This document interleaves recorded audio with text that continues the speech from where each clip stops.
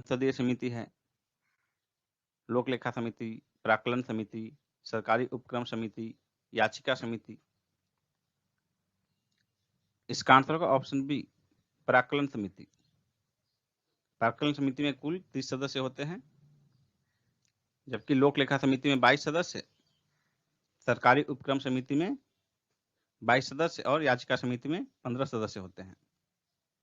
और यहाँ खास बात है कि प्राक्कलन समिति में जो है 30 सदस्य सभी होते हैं, लोक लेखा समिति में 22 में से 15 सदस्य लोकसभा से और 7 राज्यसभा से होते हैं।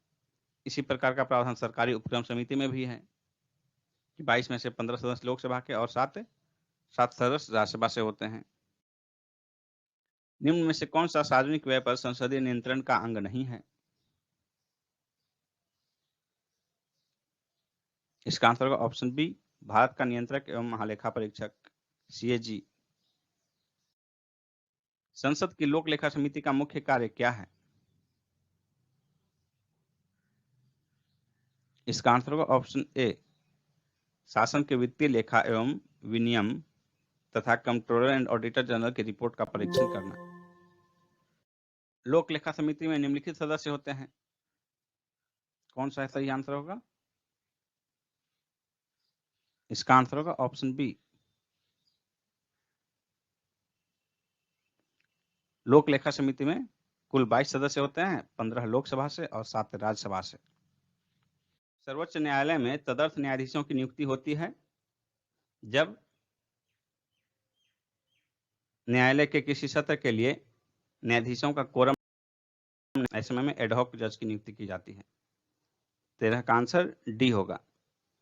भारतीय संविधान के अनुच्छेद 127(1) में कहा गया है कि गणपूर्ति न हो तो उच्च न्यायालयों से राष्ट्रपति की पूर्व सहमति एवं संबंधित उच्च न्यायालय के मुख्य न्यायाधीश के परामर्श के बाद तदर्थ न्यायाधीश की नियुक्ति की जाती है। नेक्स्ट क्वेश्चन है, उच्चतम न्यायालय द्वारा आज तक की दूसरी सबसे बड़ी खंडपीठ किस केस में बनी? इसका आंसर होगा ऑप्शन ए, गोलकनाथ केस में। गोलकनाथ बनाम पंजाब राज्य, गोलकनाथ बनाम पंजाब राज्यवाद 1967। इसमें 11 जजों की पीठ बनी थी और सबसे बड़ा जो था तब तक का वो केशवानंद भारतीवाद में है, जो कि 1973 का वाद था। इसमें 13 जजों की पीठ बनी थी। नेक्स्ट क्वेश्चन है, निम्नलिखित में से किस वाद में भारतीय संविधान के मूलभूत ढांचे की अवधारणा प्रतिपादित की गई थी? इसका आंसर होगा ऑप्शन डी, केशवानंद भारतीवाद। ये 1973 में केशवानंद भारती केस में 13 जजों की अब तक की सबसे बड़ी खंडपीठ बनी थी, जिसमें कि भारतीय संविधान के मूलभूत ढांचे की अवधारणा प्रतिपादित की गई थी। नेक्स्ट क्वेश्चन है, कोई भी संविधान संशोधन कानून भारतीय सर्वोच्च न्यायालय द्वारा असंवैधानिक घोषित किया जा सकता है यदि वह विधि के समक्ष समानता के अधिकार को भाग 3 से हटाकर संविधान में अन्यत्र कहीं रखता है। बी आंसर होगा, क्योंकि भाग 3 का अनुच्छेद 13(2) यह उल्लेख करता है कि राज्य ऐसी कोई विधि नहीं बना सकता जो इस भाग में दिए गए अधिकार को छीनता हो या कम करता हो, और यदि ऐसी कोई विधि बनाई जाती है तो वह शून्य होगी। नेक्स्ट क्वेश्चन है, भारत के सर्वोच्च न्यायालय का परामर्शदात्री अधिकार से प्रयुक्त होता है कि वह सार्वजनिक महत्व के कानूनी तथ्यात्मक मामलों में राष्ट्रपति को परामर्श दे सकता है। नेक्स्ट क्वेश्चन है, संविधान के अंतर्गत उच्चतम न्यायालय से विधि के प्रश्न पर राय लेने का अधिकार किसको है? इसका आंसर होगा ऑप्शन ए, राष्ट्रपति को। नेक्स्ट क्वेश्चन है, लोकसभा में किसी विधेयक पर आम बहस निम्नलिखित में से किस स्तर पर होती है? इसका आंसर होगा ऑप्शन बी, द्वितीय वाचन में। द्वितीय वाचन में ही सभा विधेयक को प्रवर समिति या दोनों सभाओं की संयुक्त समिति को सौंप सकती है। द्वितीय वाचन में ही विधेयक पर खंडशः विचार भी होता है। निम्नलिखित में से कौन सा कथन राज्य सूची के विषय के संबंध में विधि बनाने की संसद की शक्ति के बारे में सही नहीं है? इसका आंसर होगा ऑप्शन डी, राज्य सूची में संबंधित विषय के संबंध में राष्ट्रीय हित में विधि केवल राज्यसभा बना सकती है। ये सही नहीं है। बल्कि राज्य सूची में सम्मिलित विषय पर राष्ट्रीय हित में विधि राज्यसभा द्वारा प्रस्ताव पारित होने के उपरांत संसद बनाती है, न कि केवल राज्यसभा। भारतीय संसद में निम्नलिखित में से कौन शामिल है?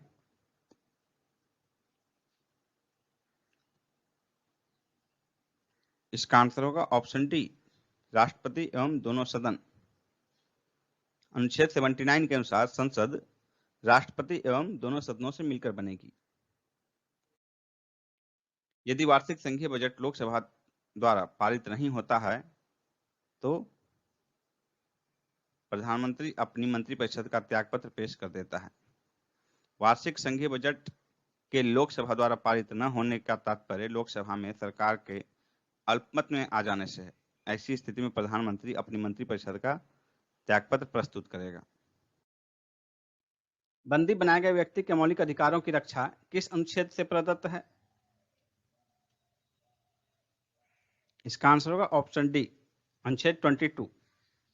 अनुच्छेद 22 कुछ दशाओं में गिरफ्तारी तथा विरोध के से संरक्षण प्रदान करता है।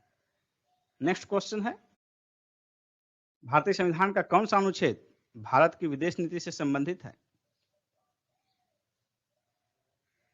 इसका आंसर होगा ऑप्शन डी, अनुच्छेद 51। इसके अंतर्गत राज्य के नीति निर्देशक तत्वों में राष्ट्रीय शांति एवं सुरक्षा की अभिवृद्धि का उल्लेख किया गया है। नेक्स्ट क्वेश्चन है, अंतर्राष्ट्रीय संधियों को भारत के किस भाग अथवा संपूर्ण भाग में लागू करने के लिए संसद कोई भी कानून बना सकती है बिना किसी राज्य की सहमति के? डी आंसर होगा। नेक्स्ट क्वेश्चन है,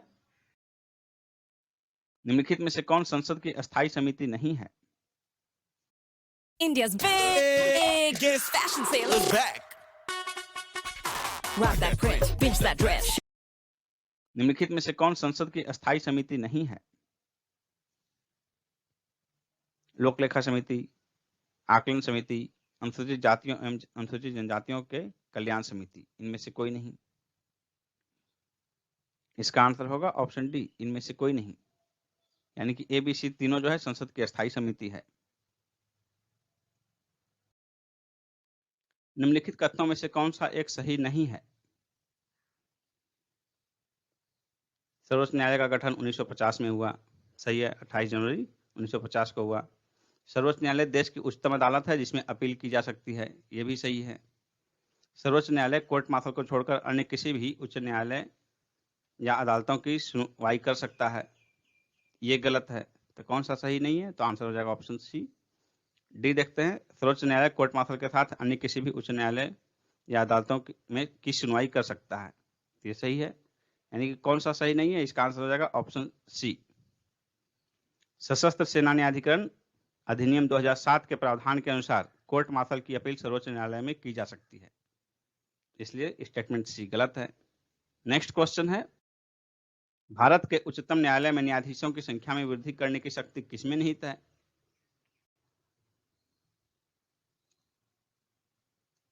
इसका आंसर होगा ऑप्शन बी, संसद में। अनुच्छेद 124 में प्रावधान किया गया है कि संसद समय समय पर न्यायाधीशों की संख्या का निर्धारण कर सकती है। नेक्स्ट क्वेश्चन है, लोक लेखा समिति अपनी रिपोर्ट प्रस्तुत करती है किसे? इसका आंसर होगा ऑप्शन ए, लोकसभा में।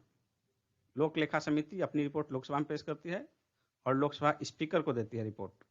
नेक्स्ट क्वेश्चन है, भारतीय संविधान में अवशिष्ट अधिकारों को संघीय सरकार को दिया गया है, ये आंसर होगा। अवशिष्ट अधिकार जो है संघीय सरकार को दिया गया है। अनुच्छेद 248 में ये प्रावधान किया गया है, अनुच्छेद 248 में ये प्रावधान किया गया है कि अवशिष्ट अधिकार जो है केंद्रीय सरकार को प्राप्त होगा, संघीय सरकार को। नेक्स्ट क्वेश्चन है, भारतीय संविधान के किस अनुच्छेद के अंतर्गत भारत सरकार का दायित्व है कि वह बाह्य आक्रमण एवं आंतरिक अशांति से राज्यों की रक्षा करे? इसका आंसर होगा ऑप्शन ए, अनुच्छेद 355। नेक्स्ट क्वेश्चन है, किसने कहा था कि राष्ट्रपति का आपातकालीन अधिकार संविधान के साथ धोखा है? इसका आंसर होगा ऑप्शन सी, के एम नाम्बियार। नेक्स्ट क्वेश्चन है, भारतीय संविधान के अनुच्छेद 352 के अनुसार राष्ट्रीय आपात की घोषणा निम्नलिखित में से किन परिस्थितियों में की जा सकती है? इसका आंसर होगा ऑप्शन डी, युद्ध, बाह्य आक्रमण अथवा सशस्त्र विद्रोह की स्थिति में। नेक्स्ट है,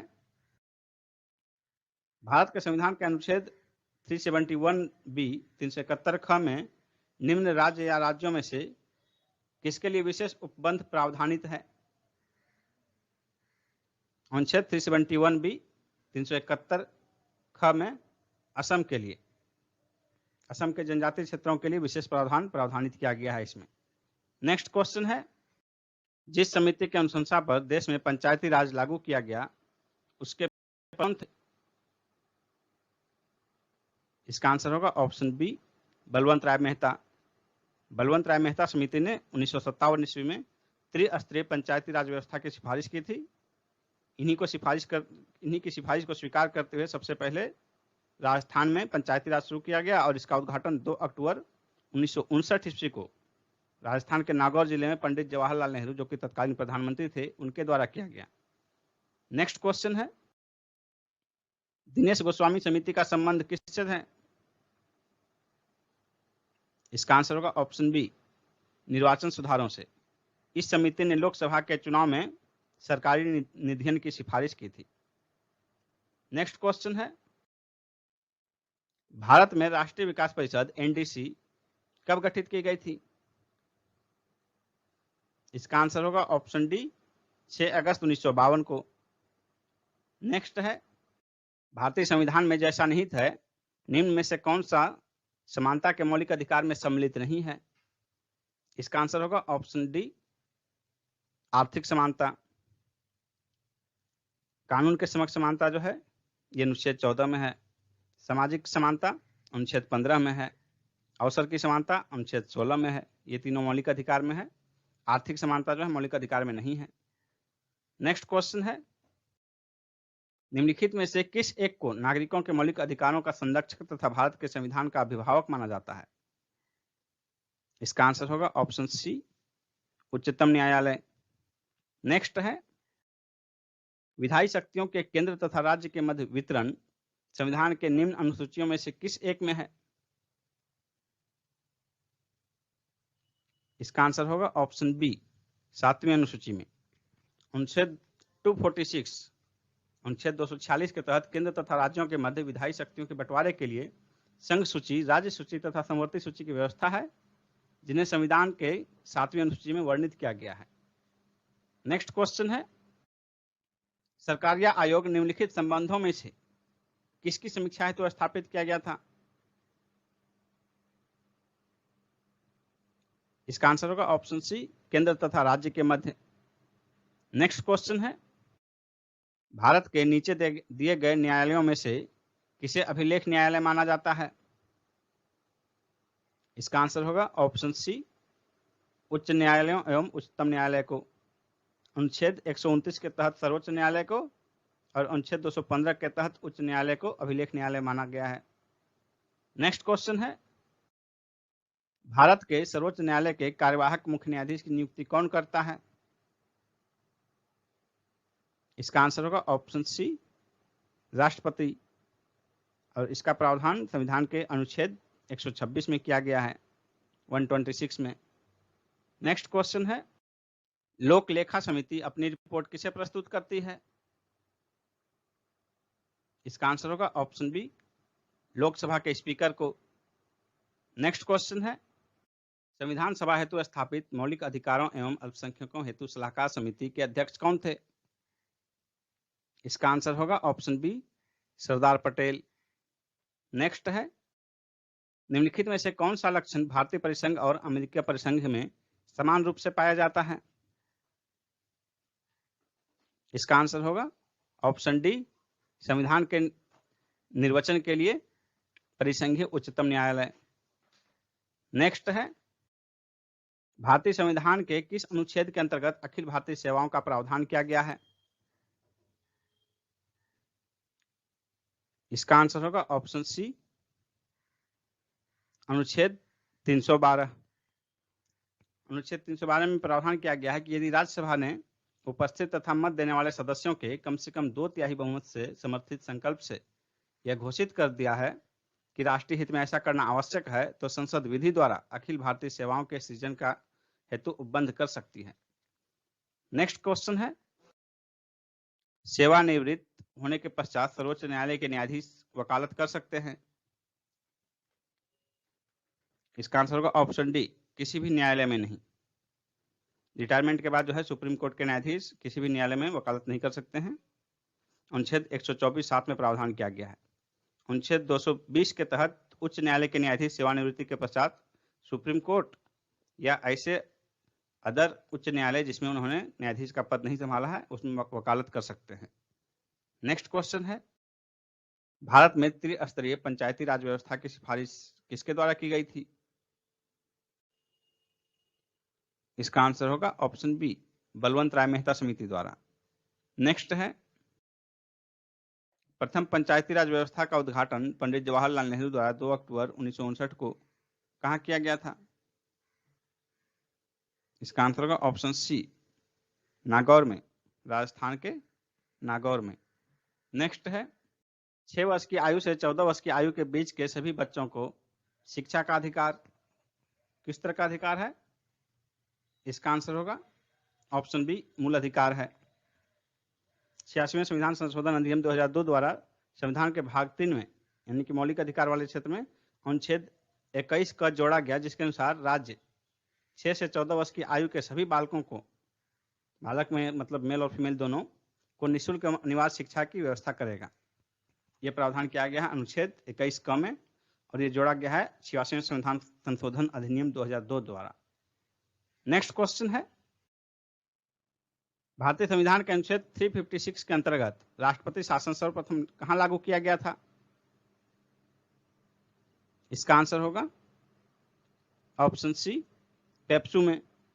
भारतीय संविधान के अनुच्छेद 356 के तहत राष्ट्रपति शासन सर्वप्रथम 1951 ईस्वी में तत्कालीन पेप्सू राज्य में किया गया था। नेक्स्ट क्वेश्चन है, भारतीय प्रशासनिक सेवा तथा भारतीय पुलिस सेवा को समाप्त करने की सिफारिश किसने की थी? इसका आंसर होगा ऑप्शन डी, राजमन्नार आयोग ने। नेक्स्ट क्वेश्चन है, भारत के राष्ट्रपति अपनी शक्तियों का प्रयोग करते हैं? इसका आंसर होगा ऑप्शन ए, सीधे अथवा अपने अधीनस्थ अधिकारियों द्वारा। हमारे संविधान के अनुच्छेद 52 में कहा गया है कि भारत का एक राष्ट्रपति होगा और इसके अगला अनुच्छेद 53 में कहा गया है कि संघ की कार्यपालिका शक्ति राष्ट्रपति में निहित होगी और अनुच्छेद 53(1) में कहा गया है कि कार्यपालिका शक्ति जो राष्ट्रपति में निहित होगी इसका प्रयोग संविधान के अनुसार स्वयं अथवा अपने अधीनस्थ अधिकारियों द्वारा कर सकेंगे राष्ट्रपति। नेक्स्ट क्वेश्चन है, केंद्र तथा राज्य के मध्य वित्त का विभाजन निम्न में से किसकी संस्तुति के आधार पर होता है? इसका आंसर होगा ऑप्शन सी, वित्त आयोग के। अनुच्छेद 280 में प्रावधान किया गया है कि प्रत्येक 8 वर्ष के अंतराल पर एक वित्त आयोग का गठन किया जाएगा। नेक्स्ट क्वेश्चन है, योजना आयोग का अंत किस प्रधानमंत्री ने किया? इसका आंसर होगा ऑप्शन ए, नरेंद्र मोदी ने। 15 अगस्त 2014 को लाल किले के प्राचीर से अपने उद्घोषणा में इन्होंने योजना आयोग के समाप्त करने की बात कही और 1 जनवरी 2015 को इसके स्थान पर नीति आयोग का गठन किया गया। नेक्स्ट है, भारत में चलित न्यायालय मोबाइल कोर्ट किसका मानस पुत्र है? इसका आंसर होगा option C, APJ Abdul Kalam का। और ये जो है 4 अगस्त 2007 को हरियाणा के मेवात जिले में पहला मोबाइल कोर्ट का उद्घाटन किया गया। नेक्स्ट क्वेश्चन है, भारत में कौन एकमात्र राज्य है जहां सामान्य civil code, common civil code लागू है? इसका आंसर होगा ऑप्शन डी, गोवा में। यहां 19वीं सदी से ही सभी नागरिकों के लिए पुर्तगीज सिविल कोड चल रहा था जिसमें बदलाव नहीं किया गया है और वर्तमान में भी वही चल रहा है। नेक्स्ट क्वेश्चन है, राज्य विधानसभा में कोई भी धन विधेयक पुनः स्थापित नहीं किया जा सकता बगैर राज्य के राज्यपाल की संस्तुति के। बी आंसर होगा। नेक्स्ट है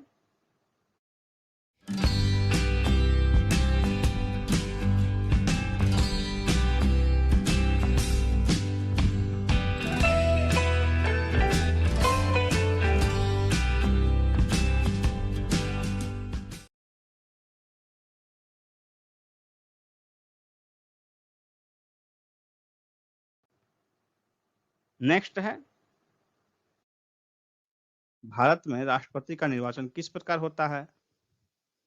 इसका आंसर होगा ऑप्शन डी, अप्रत्यक्ष मतदान से।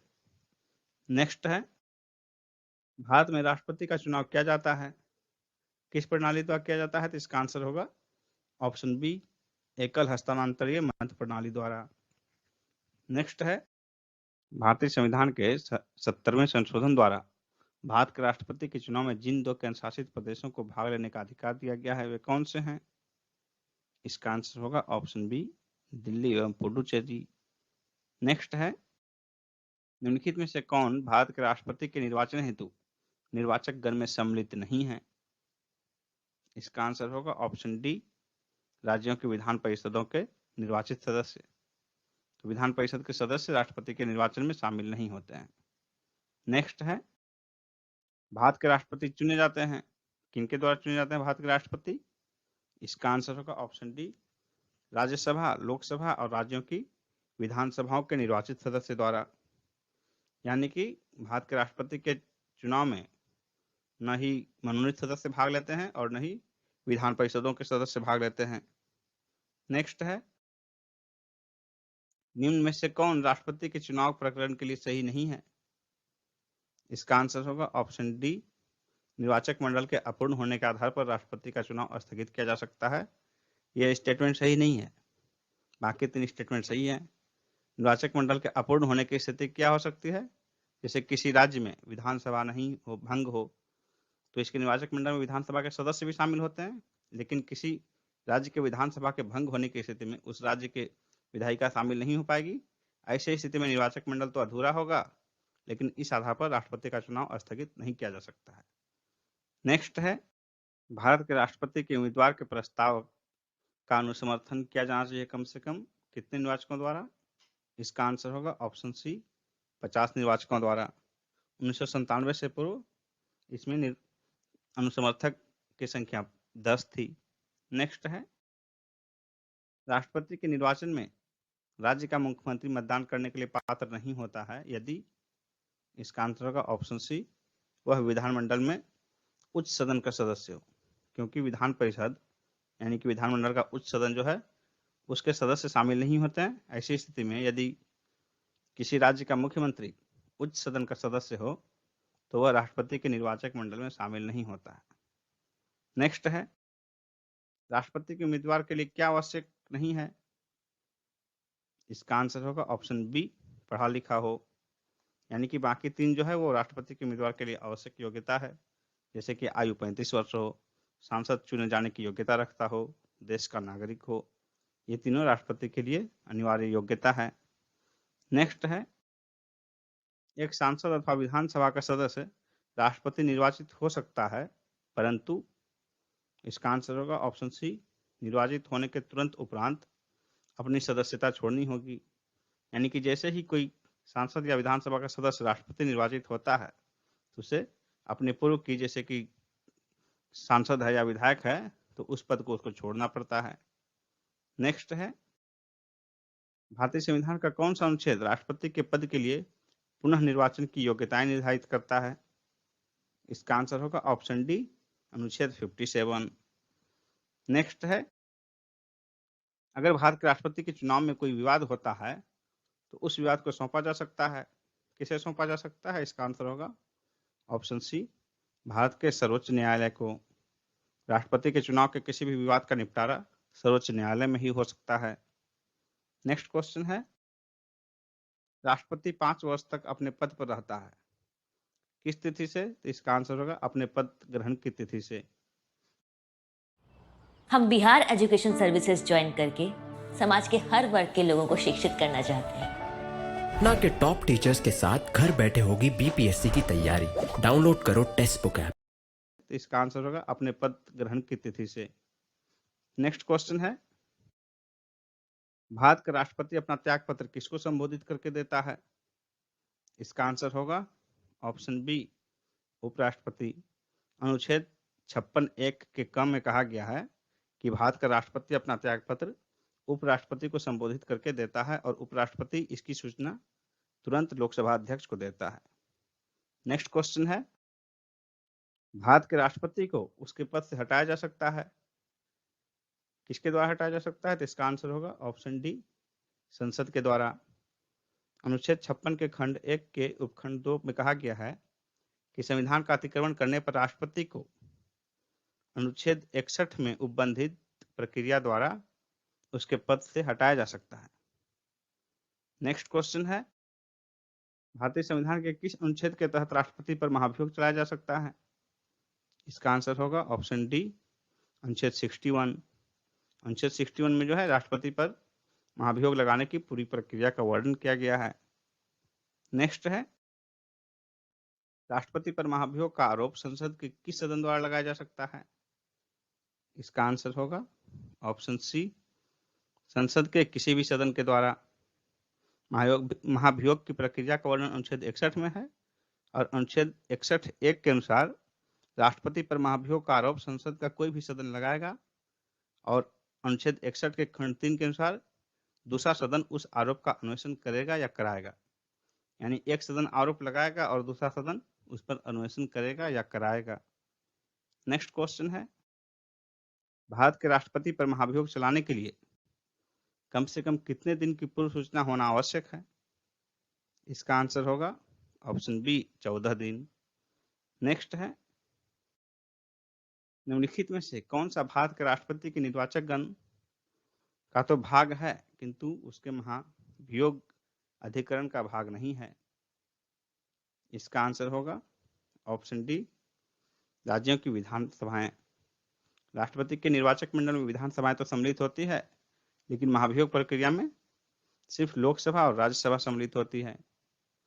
नेक्स्ट है, भारत के राष्ट्रपति का महाभियोग की प्रक्रिया है, कैसी प्रक्रिया है? अर्ध न्यायिक प्रक्रिया, कार्यपालिका प्रक्रिया, न्यायिक प्रक्रिया, विधायी प्रक्रिया। इसका आंसर होगा ऑप्शन ए, अर्ध न्यायिक प्रक्रिया। नेक्स्ट है, राष्ट्रपति का रिक्त स्थान भर लिया जाना चाहिए, कितने समय में भर लिया जाना चाहिए? इसका आंसर होगा ऑप्शन बी, 6 माह के अंदर। अनुच्छेद 62(2) यानी कि अनुच्छेद 62 के खंड 2 के अनुसार यदि रिक्ति राष्ट्रपति की मृत्यु, पद त्याग या पद से हटाए जाने के कारण हुई हो तो उसके रिक्ति को भरने के लिए निर्वाचन रिक्ति की तारीख के पश्चात यथाशीघ्र तथा प्रत्येक दशा में 6 माह बीतने से पहले ही किया जाना अनिवार्य है। नेक्स्ट क्वेश्चन है, जब राष्ट्रपति मृत्यु, त्यागपत्र, पदच्युत या अन्य कारणों से अपने कर्तव्यों को नहीं निभा सकता तो उपराष्ट्रपति कितने समय तक राष्ट्रपति के रूप में कार्य करता है? इसका आंसर होगा ऑप्शन डी, 6 माह तक। और 6 माह के अंदर राष्ट्रपति का पद निश्चित रूप से भरा जाना आवश्यक है। नेक्स्ट क्वेश्चन है, यदि मृत्यु, त्यागपत्र अथवा हटाए जाने की स्थिति में भारत के राष्ट्रपति का पद रिक्त हो जाए तो उस पद का कार्यभार कौन संभालेगा?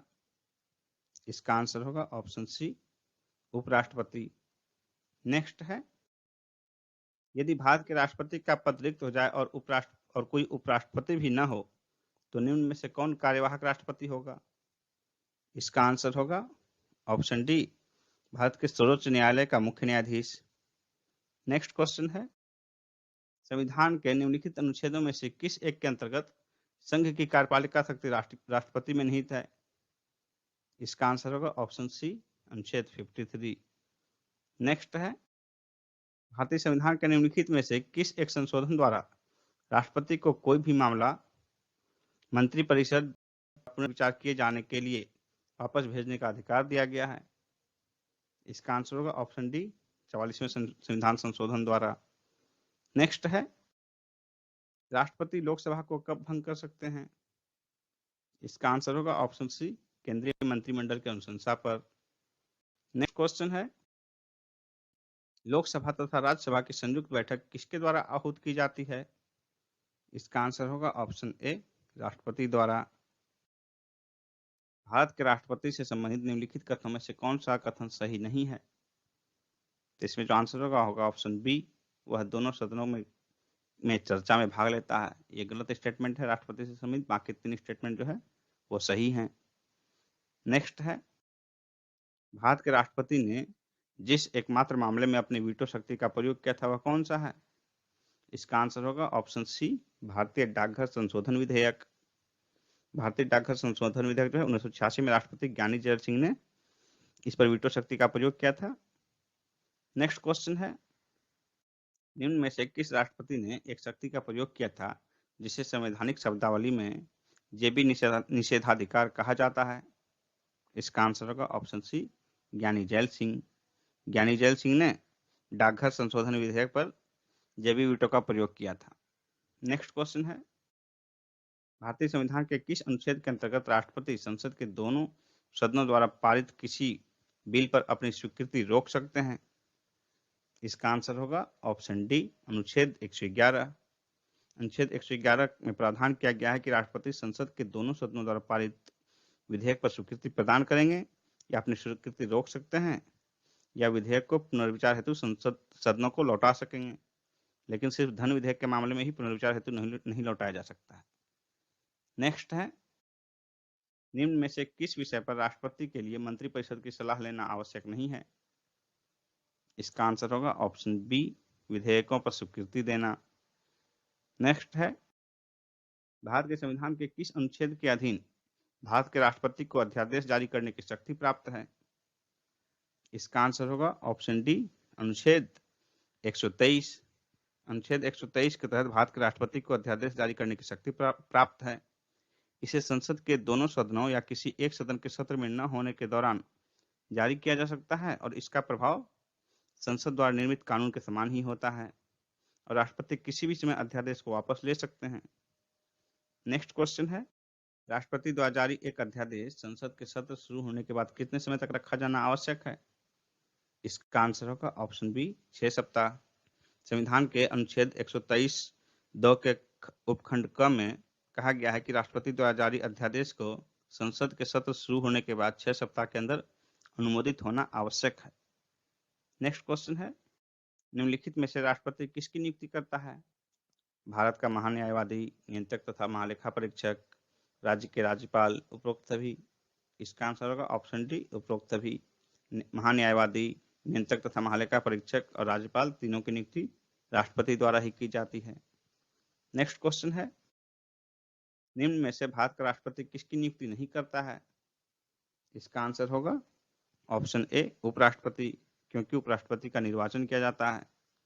नेक्स्ट क्वेश्चन है, संविधान असाधारण परिस्थितियों में राष्ट्रपति को राज्य के कृत्यों के निर्वहन हेतु बंद कर सकता है किस अनुच्छेद के तहत? इसका आंसर होगा ऑप्शन ए, अनुच्छेद 160 के तहत। नेक्स्ट क्वेश्चन है, भारतीय संविधान भारत के राष्ट्रपति को अधिकार नहीं देता है कि वह प्रधानमंत्री की नियुक्ति करे, राज्यों के मुख्यमंत्री की नियुक्ति करे, रक्षा बलों के सर्वोच्च कमांडर हो और देश के किसी भाग में आपातकालीन स्थिति लागू करे। इसका जो आंसर हो जाएगा वो होगा ऑप्शन बी, राज्यों के मुख्यमंत्री की नियुक्ति करे। यानी कि भारतीय संविधान भारत के राष्ट्रपति को अधिकार नहीं देता है कि वह राज्यों के मुख्यमंत्री की नियुक्ति करे, क्योंकि भारतीय संविधान के अनुच्छेद 164 के खंड 1 के तहत राज्यों के मुख्यमंत्री की नियुक्ति का अधिकार राज्यों के राज्यपाल को दिया गया है। इसलिए इसका आंसर हो जाएगा ऑप्शन बी, राष्ट्रपति को नियुक्ति का अधिकार नहीं है राज्यों के मुख्यमंत्री का। नेक्स्ट क्वेश्चन है, भारतीय संविधान का कौन सा अनुच्छेद राष्ट्रपति को उच्चतम न्यायालयों से परामर्श करने की शक्ति प्रदान करता है? इसका आंसर होगा ऑप्शन सी, अनुच्छेद 143। अनुच्छेद 143 में कहा गया है कि राष्ट्रपति को विधि तथा तथ्य के व्यापक महत्व के प्रश्न के संदर्भ में उच्चतम न्यायालय से परामर्श करने की शक्ति प्रदान है। नेक्स्ट क्वेश्चन है, भारत के राष्ट्रपति को यह अधिकार नहीं प्राप्त है कि वह सर्वोच्च न्यायालय के न्यायाधीश को हटाए। बी ऑप्शन हो जाएगा आंसर, क्योंकि सर्वोच्च न्यायालय के न्यायाधीश को हटाने के लिए महाभियोग की प्रक्रिया का प्रावधान किया गया है हमारे संविधान में। नेक्स्ट क्वेश्चन है, राष्ट्रपति की क्षमा आदि की शक्ति एक न्यायिक शक्ति है। बी आंसर हो जाएगा। नेक्स्ट है, निम्न में से कौन सा संवैधानिक विशेषाधिकार राष्ट्रपति का नहीं है। इसका आंसर होगा ऑप्शन बी, वित्तीय बिल को पुनर्विचार हेतु लौटाना, क्योंकि वित्तीय बिल जो है राष्ट्रपति की सहमति से ही, राष्ट्रपति की सिफारिश के बाद ही प्रस्तुत किया जाता है। नेक्स्ट है, संसद के लिए राष्ट्रपति का अभिभाषण कौन तैयार करता है? इसका आंसर होगा ऑप्शन डी, केंद्रीय मंत्रिमंडल। नेक्स्ट है, स्वतंत्र भारत के प्रथम राष्ट्रपति थे, किस प्रदेश से थे? इसका आंसर होगा ऑप्शन सी, बिहार से। प्रथम राष्ट्रपति डॉक्टर राजेंद्र प्रसाद बिहार से रहने वाले थे। नेक्स्ट है, 2 अवधि के लिए भारत के राष्ट्रपति कौन निर्वाचित हुए थे? इसका आंसर होगा option B, doctor Rajendra Prasad. Next है, भारतीय राष्ट्रपति के सर्वसम्मति से चुने जाने का अभी तक का एकमात्र उदाहरण कौन सा है? इसका आंसर होगा ऑप्शन डी, नीलम संजीव रेड्डी। नीलम संजीव रेड्डी जो है 1977 से 1982 तक भारत के राष्ट्रपति रहे और एकमात्र राष्ट्रपति जिनका चयन सर्वसम्मति से किया गया है। नेक्स्ट है, निम्नलिखित में से कौन राष्ट्रपति होने से पूर्व भारत के उपराष्ट्रपति के पद पर आसीन नहीं रहे? इसका आंसर होगा ऑप्शन सी, नीलम संजीव रेड्डी। बाकी 3 ऑप्शन जो है राष्ट्रपति से पूर्व उपराष्ट्रपति भी रहे हैं। नेक्स्ट है, निम्नलिखित भारत के राष्ट्रपतियों में कौन दार्शनिक राजा अथवा दार्शनिक शासक के रूप में जाना जाता है? इसका आंसर होगा option A, doctor Sarvepalli Radhakrishnan. Next question है, भारत के निम्नलिखित राष्ट्रपतियों में से कौन ट्रेड यूनियन आंदोलन से संबद्ध रहा है? इसका आंसर होगा ऑप्शन ए, वीवी गिरी। वीवी गिरी भारत के चौथे राष्ट्रपति जो 1969 से 74 तक भारत के राष्ट्रपति रहे। ये 2 बार अखिल भारतीय ट्रेड यूनियन कांग्रेस के अध्यक्ष भी रह चुके हैं। Next question